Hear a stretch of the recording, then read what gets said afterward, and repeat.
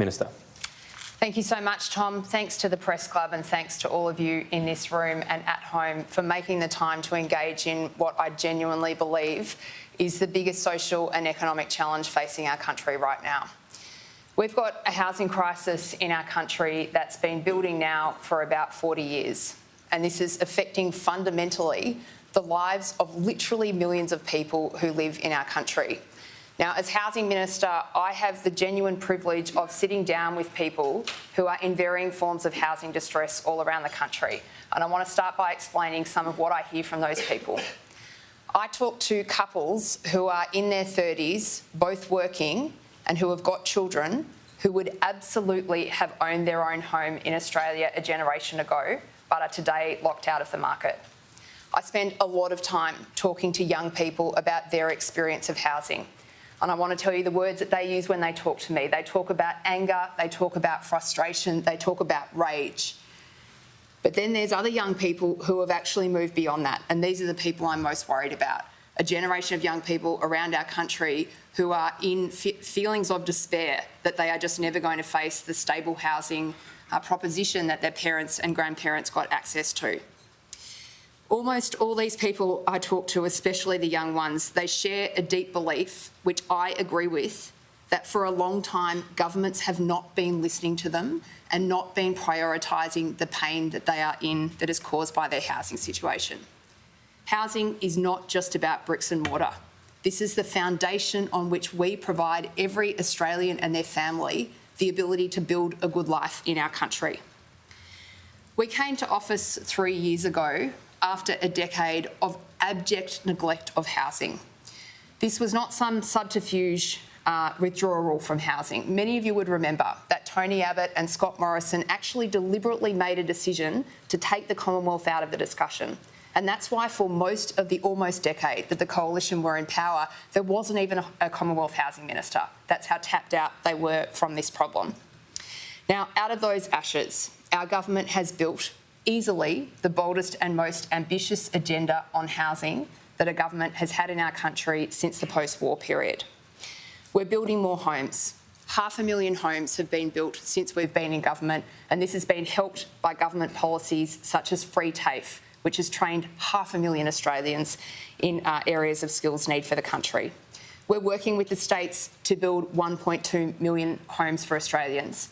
And really importantly, our government is building 55,000 social and affordable homes for people who really need them. As of today, 28,000 of those homes are in planning or under construction. We've worked to get renters a better deal. Throughout the course of our term, we've lifted Commonwealth rent assistance by 45%. That is assisting 1 million households around the country. We've also worked with the states to make sure that we try to improve renters' rights wherever we can. And we've gotten more Australians into home ownership, 150,000 through the 5% deposit program and 40,000 more on the way through our Help to Buy scheme. Now, in this first term, we've laid critical foundations. But in our second term, the Albanese government wants to go further, much further. On Sunday, our Prime Minister announced 2 game-changing reforms that are all about backing in those young people around our country to get into a home of their own. The first is that we are going to offer every young person around the country the chance to get into the housing market with just a 5% deposit, with the government backing you in to do it. We want to put you in a position where you're paying off your own mortgage and not someone else's. And our government is going to work with the states and territories to do something that no Commonwealth government has done before, and that is build 100,000 homes specifically for first home buyers. Now, what we want to make sure is that young people around the country get a clean shot at getting into home ownership without having to compete with property investors or other generations. Now, when you add these things up, this existing agenda that we created in the first term with the things that we want to do in a second term, we're talking here about a $43 billion investment in this problem for our country. $32 billion of that is focused exclusively on building more homes. Now, I want to start by just responding to a couple of things that Michael has said here. And you'll hear this a little bit, I think, from Michael today. He's going to infer that everything that's going wrong in housing today has happened just over the last 3 years.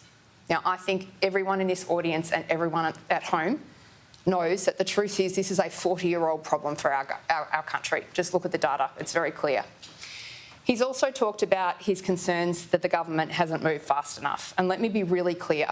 There is no question that we have achieved more in 3 years than the Commonwealth Government did in the preceding 9. There's just absolutely no question about that. The facts make it very clear.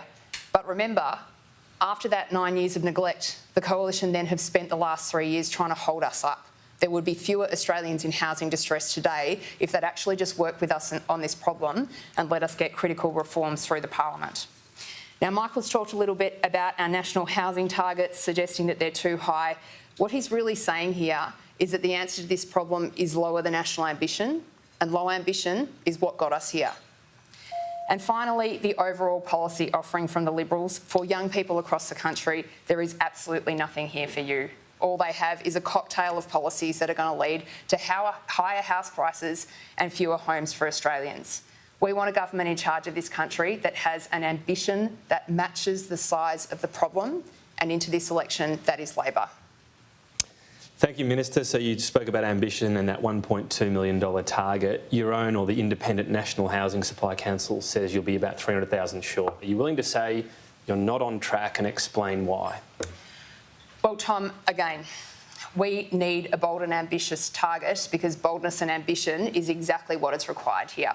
So instead of washing our hands of the problem, as the former government did, the PM's actually stepped up and engaged with the states to negotiate a shared target across the country of 1.2 million homes. Now, how are we going against that target? I said we've built 500,000 homes since we've been in government.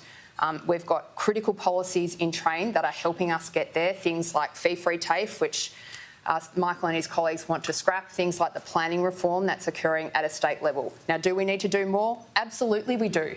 If this was a simple problem that could be fixed in a 3-year term of a government, it wouldn't be a 40-year-old crisis that's been building for our country. Now, what I do want to say to you, Tom, is that we're making real progress against these targets. Now, Michael's used some numbers there that are a bit old. It's true that some time ago, when we first set this target, the industry said, if you continue on this current trajectory, you are going to fall significantly short. The last Master Builders report that came out showed that we've made up 240,000 of the gap just because of the work that we've done. Now, this is something that the government is going to need to continue to work on. But what we're seeing is really positive improvement in the data, and we'll continue to work with states and territories to get there. So you describe yourself as behind the target, but you hope to make up that gap still with new policies that you've announced. Well, it's not so much new policies. A lot is coming online here, Tom. You know, some of the things that are holding us back from building at the rate we need, for example, are skills shortages. And that's why we're training so many more Australians in the skills that we need. Planning reforms are an issue, and that's why the PM has worked with the states to make really drastic planning changes to make us get more houses online more quickly. What I would just finish by saying, Tom, is that the answer here, like the Coalition have said, oh, we're just not going to have a target. We'll just build as many homes as we build. I mean, come on. We need a coalescing goal for the nation to rally around, and that is exactly what we're doing.